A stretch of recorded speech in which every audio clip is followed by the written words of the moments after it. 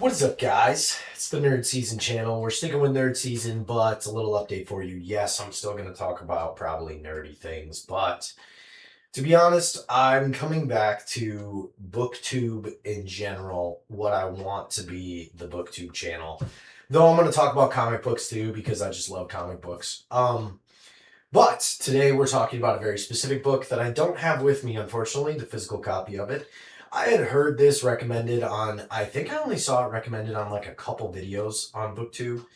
And to be honest, after reading it, I'm surprised it's not recommended even more, and maybe it is. I'm just not aware. But the book is Dark Matter. I don't have it with me, but I have the physical copy of Dark Matter. Okay, the author's name escapes me right now, but just know that I'll put it somewhere on the screen. Um, but Dark Matter, I got for free from like a or a city over called La Crosse. They have this thing called the Restore, Habitat for Humanity Restore, and they have a bunch of furniture and stuff. People drop off things and you can get stuff for really cheap. Furniture, house appliance type stuff, all that different things. Well, they also have music albums, which is what I went there to look for, was albums. But then they also have bookshelves, and they have a small bookshelf, and they get books, and all their books are free. And they must have just restocked because a couple weeks before I was there and it was really picked over and there wasn't much. And I ended up getting and seeing this Dark Matter book, and I was like, I remember this from a book video that I saw, BookTube video that I saw. And so I grabbed it. And we just had our baby last week, so I had time off work and I was around the house a lot and I was doing house stuff, but then also I'm like, I just want to chill. I'm super tired. I don't want to just sit and stare at screens all day. Let's read the book that I just got for free. Because my problem is that I get books and then I don't read them. That's part of my problem. Okay. But this book, I picked it up and I could not put it down. I think it took me like 2 or 3 days to read this entire book. It was incredible. And I'm not a fast reader. So I wanted to talk about Dark Matter and recommend it to you. And spoiler free, of course. Though I'm going to reference different parts of the book, I'm going to try to do it vague enough where I'm not going to reveal anything to you. But the premise of this book, okay, let's get to the premise of it. It is a man, ultra smart scientist type professor, just incredibly intelligent in metaphysics and things of that nature. At one point in his life, decided not to pursue his career, marry the woman he got pregnant, and create a life. And their son is grown up. The wife also gave up a art career as well, and they're living their normal life until one night he gets taken captive by a mysterious person and gets knocked out, drugged, and when he awakens, he is no longer in the world that his wife and kid are in. World slash reality that his kid and wife are in. Um, and then the story unfolds from there. That's the basic summary. Uh, I think that's basically what the book even describes is the summary. So I'm not spoiling anything.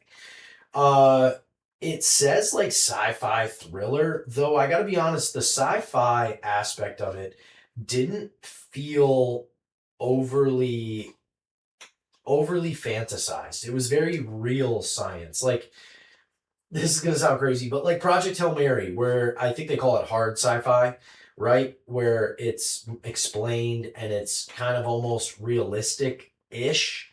Where that's kind of how this felt. It didn't feel like a complete fantasy novel. It felt more like a real story. It felt like a real relatable thing. And though unrealistic to an extent in the world that we live in currently, it felt real, which I think is what enhanced the thriller quality. I think the mystery of it and unfolding of the story and twists and things going on was so uh immersive because it felt real, because the whole world you're in just felt real. It didn't, like, when you read fantasy books, yes, they can feel immersive, but there's this fantasy element to it where you're just like, this is what it is. Like, this isn't real.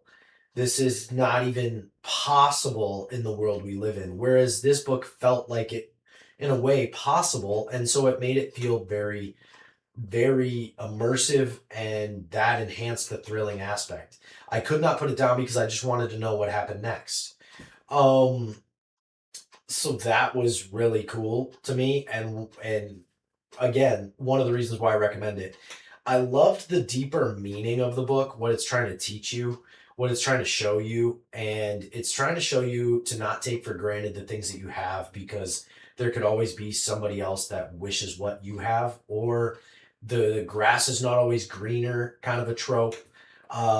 And understanding that, and what you would do to have the life that you have now if you didn't have it. Does that make sense? It kind of tackles that whole premise and idea. And I think that that's really, really awesome. Really freaking awesome. It definitely made me think. It made me look at my wife and my kids totally different. And having my son, my third kid, and my first son, uh, during the time of reading this, definitely enhanced that a lot. Like, it made it very, it was just before my son was born, I finished this book. And so it definitely enhanced this quite a lot. Um, it was definitely pulling on some of the things that I deal with in everyday life, of just like, don't take advantage, don't take it for granted. Life could end at any moment, stuff like that. So the deeper meaning of this book, I definitely think more people should read it, because for me, it was eye opening. I think it would be for most people, but also you might be approaching with the mindset that it's just a book, it's not that deep. For me, it was. Maybe it won't be for you. But some of the negatives, I guess, that I would say about this book is that some of the some of the thought processes, because it's written from the POV of the main character, um, the husband, the father, the man. Some of his thought processes felt a little repetitive. Uh, an example, without quoting the book directly, like if I was in my mind thinking that, oh man, the sky is gray today, and then 2 pages later, I'm going to say, man, the sky is really gray. 4 pages later, the sky is just so gray. Like that. It felt like he was rehashing some of his fears or thoughts a little too much. Now, some of that is fair because of the situation that he finds himself in. You would be dwelling on it and thinking about it quite a lot. I can understand that. But for me as a reader, it felt a little repetitive. There was some other situations that felt a little repetitive.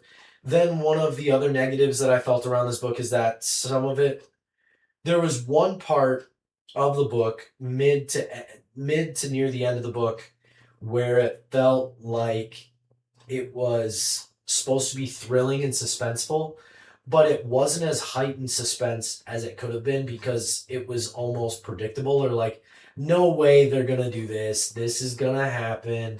And then, okay, yup, see, like part of you is on the edge of your seat, like, what if it doesn't? Where's the book gonna go? But you're kind of like, there's no way this has to work. And it does, and it works out. So part of that was a little predictable. A lot of the other things in it were not predictable. Uh, there's one character in it that the main character ends up with by chance, like not ends up with, but is with in a little bit of the journey that goes on. And again, I'm trying to speak vaguely, but that relationship felt a little bit quick. Like the situation that they're in, you can understand why they grow so close together, but they didn't take a ton of time. Whoa, time didn't take a ton of time to really build it up. Yet, given the scenario, you can see why the closeness and relationship was so developed, if that makes sense. You can, in your mind, think about it and understand it, but on the page, it felt a little bit quick because the end of the book was drawing near, and you knew that they had to wrap things up and blend things together and make things happen. And so, the only other negative was the literal final page and ending wasn't my entire favorite. It doesn't wrap everything in a bow. It does for the main parts of the book that you care about, but it leaves the door open to like, I want to know what happens, and you don't get to know what happens. So, I mean, ultimately, that's fine. That's okay. But I really kind of didn't love that. I wish there was an epilogue or something like that that would allow you to know exactly what plays out. But overall, this book extremely immersive, extremely thrilling, hard to put down. It wasn't like chapters, every chapter ended on a cliffhanger. It's not like Maze Runner, for example, or that series, Scorch Trial, blah blah blah, where every chapter you're like, it's the same motion in Maze Runner and Scorch Trials, which I'm going to do a video on as well to talk about that one. I have a bone to pick with that one. It might be a hot take, but I have a bone to pick with that series. But anyway, the rhythm of that, I think if you've read it, you understand, is like the chapter picks up where you left off to an extent, kind of answers it. Then there's a peak of something mysterious, and then chapter ends and it's a cliffhanger. That's Maze Runner Scorch Trials kind of a thing. This book doesn't do that. Where there are chapters that there's a cliffhanger, overall, it's just the main story. You're just like, I want to know what happens. I care about this character. That was one thing for sure. That was an amazing thing in this book was the emotional attachment, the way that it was written. For me, was I was emotionally invested in almost every character that they brought in, whether it's I hate this character or I love this character. I care what is going on. I can't believe this. This is insane. Some things in it that it touches on that are just wild and weird, and you're like, what? Like, I can't, I don't want to spoil it. So, but you're just like, you really think about some weird things that you never would have thought about before. But overall, I think on Goodreads, I gave this book maybe 5 stars. I never like rating out of 5 because it's not fine tuned enough. I like rating out of 10 because it's at least a little bit better. I would give this book a solid like 8.7. 5 being average, like 5 would be a 3 star. So I would definitely recommend this book, and I think everybody should read it. I'm curious what other people thought about this book, because again, I didn't see a ton of recommendations on this book. I just saw them occasionally. Maybe it's more recommended than I realized, because I kind of was on a break from watching any booktube stuff. And then just recently, I've been just reading and reading and reading. I was like very lightly reading, and then I was going so in depth reading now where it's like I read Dark Matter and it hit me in, it just hit the tuning fork in my soul where I'm like, oh, I need another book like this. And then I was like, started like 5 different books, and I'm like, this just isn't quite hitting. This isn't quite hitting. This isn't quite hitting. So I'm going to have a really good DNF video because some of those books I don't think I'm going to pick up again because they just weren't what I wanted. And then some that I will go back and finish because I think they're good. They just weren't what I wanted in the moment. And then based on a book rec from my sister-in-law, was One Dark Window. I think it's One Dark Window or Through Dark Window, whatever it is. We'll have it on the screen. I'll be doing a video on that one as well, and I'll be reading the sequel to that, hopefully coming up. But right now, I am currently reading, I'm partway through Lightlark in the very beginning stages of it. I've picked that book up like 3, 4 different times, and then I get distracted by something else because it doesn't quite capture me. And I don't know if it's going to capture me this time or not, which if I DNF it again, that's like the 5th time I've started and dropped that book, and I'll probably do a video on why. But right now I'm currently reading The Tainted Cup, and so far, liking it. I won't get the love yet, but I'm liking it. I'm about 50% through. I'm reading it on my Kindle.